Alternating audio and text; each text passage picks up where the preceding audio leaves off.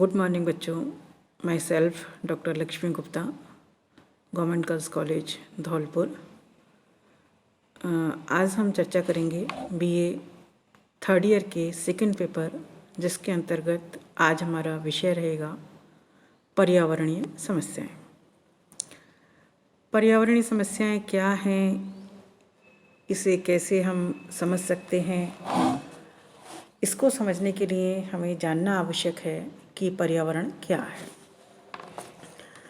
नगरीय विकास से संबंधित एक प्रमुख समस्या जो आज नगरों में तेजी से बढ़ रही है, जिसे हम कह सकते हैं पर्यावरणीय समस्या।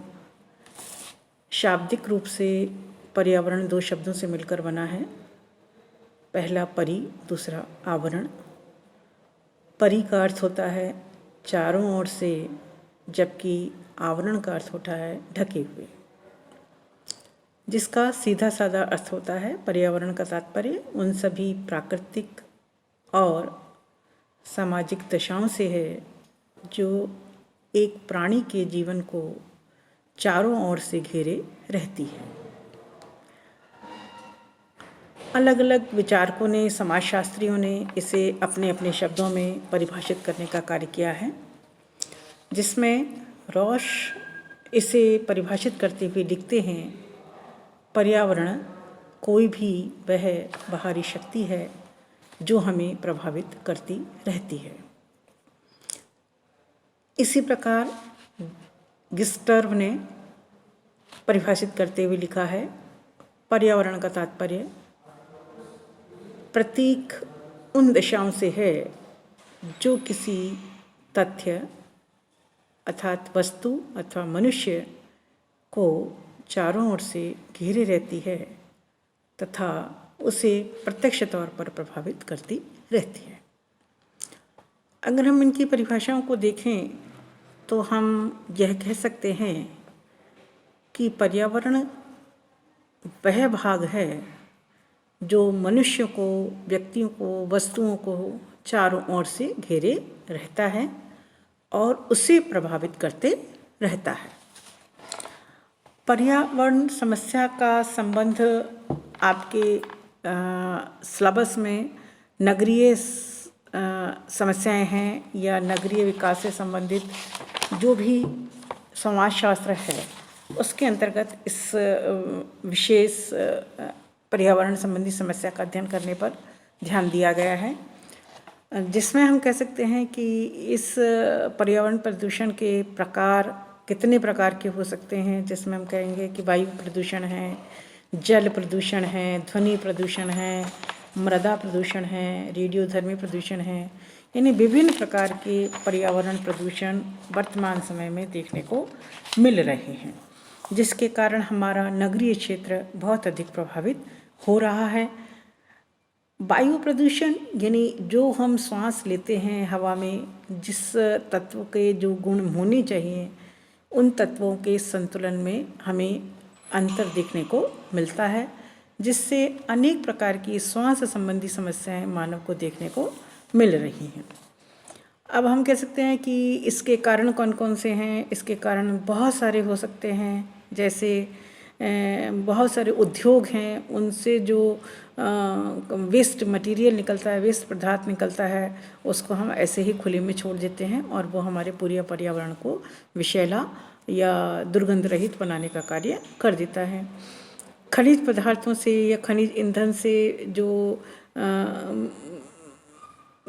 धुआं निकलता है, या हम कहते हैं कारखाने हैं, उनसे जो विषैली गैसें निकलती हैं, वो उनसे निकलने वाला भी धुआं हमारे पर्यावरण को प्रदूषित करने का कार्य करता है। वनों का कटाव है, या हम कह सकते हैं कि परमाणु ऊर्जा का हम प्रयोग कर रहे हैं वर्तमान में, तो उससे जो कण निकलते हैं वो हमारे वायु में मिल जाते हैं और उससे हमारी वायु में प्रदूषण देखने को मिलने लगता है। दूसरी हम बात करते हैं वो है जल प्रदूषण। जल प्रदूषण यानी पानी में पाया जाने वाला प्रदूषण, जो पानी हम पीते हैं, या हम कहें कि हमारे विश्व का 2/3 हिस्सा जल से ही भरा हुआ है, तो वो पानी अब दूषित हो गया है और दूषित होने के कारण उसको हम उपयोग में जब लेते हैं तो हमारे अनेक प्रकार के चर्म रोग संबंधी चीज़ें देखने को मिलती हैं और यह हम आंतरिक अनेक प्रकार की बीमारियां मानव के शरीर में घर कर गई हैं।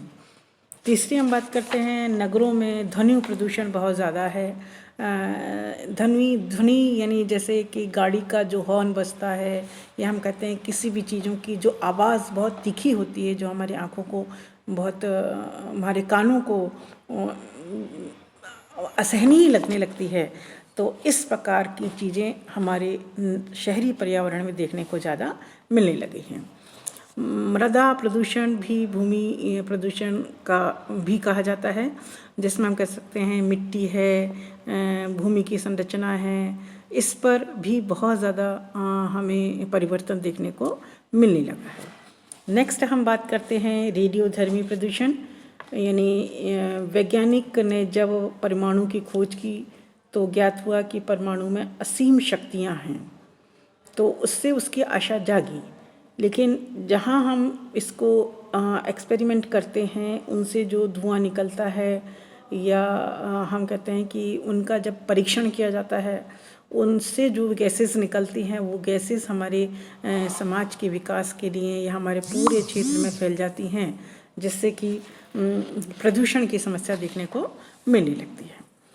ये कुछ प्रकार हैं, इन तरीके से या इतने प्रकार के प्रदूषण हमारे समाज में देखने को मिलते हैं। अब हम बात करते हैं कि इन प्रदूषण के कारण कौन कौन से हो सकते हैं। तो मोटे तौर पर हम कह सकते हैं कि जैसे कारखानों से निकलने वाला धुआं है, औद्योगिक क्षेत्रों में जो वेस्ट मटेरियल निकलता है उसका हम ठीक प्रकार से निकासी नहीं करते हैं, उसको हम खुले में फेंक देते हैं। वर्तमान में जैसे आपने देखा होगा कि अभी कोरोना काल चल रहा है और कोरोना काल के कारण जो पीपीटी किट हैं या हम कहें जो मास्क हैं, उसको हम खुले में फेंक देते हैं, उसका हम ठीक प्रकार से नष्ट नहीं करते। तो उससे क्या होता है कि हमारे पूरे वातावरण में इस प्रकार की जो गंदगी है पूरे हवा के माध्यम से एक स्थान से दूसरे स्थान पर बहुत आसानी से फैल जाती है। तो जो भी हमारी वेस्ट चीज़ें होती हैं उसका हमें निस्तारण ठीक प्रकार से करना चाहिए। तो इसके कारण भी प्रदूषण हमारे देश में यहाँ नगरीय क्षेत्र में देखने को मिल रहा है। जो हमारी नदियाँ हैं, उन नदियों के आसपास बहुत छोटे छोटे नाले हैं, उन नालों को नदियों में मिला दिया जाता है। और वो नाले का मतलब ये जहाँ पर गंदा पानी आए, कीचड़ आए, और जब वो नदियों में मिलते हैं आके तो पूरे नदी के पानी को खराब कर देते हैं। और उद्योगों से हम कहें कि बहुत सारी दुर्गंध निकलती है, वो गंध ऐसी हमारे को सहनीय नहीं हो पाती, तो हमारे फेफड़ों में जाती है, तो हमारे शरीर को नुकसान पहुंचाने का कार्य करती है।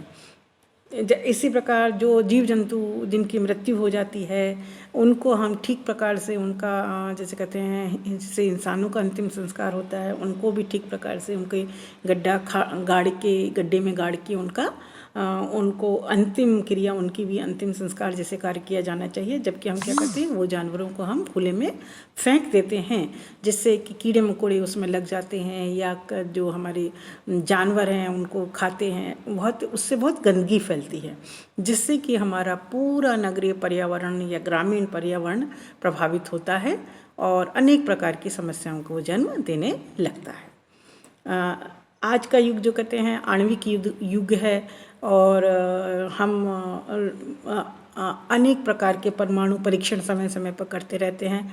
तो कई परीक्षण सक्सेस होते हैं और कई परीक्षण सक्सेस नहीं भी होते। जब सक्सेस नहीं होते तो उनसे जो विषैले पदार्थ निकलते हैं वो भी हमारे संपूर्ण पर्यावरण को प्रभावित करने का कार्य करते हैं। तो ये कुछ कारण हैं, कुछ प्रकार हैं पर्यावरण के। इन कारणों के कारण हमारे देश में या नगरीय क्षेत्र में इस प्रकार पर्यावरण की समस्याएं देखने को मिलती हैं। थैंक यू बच्चों।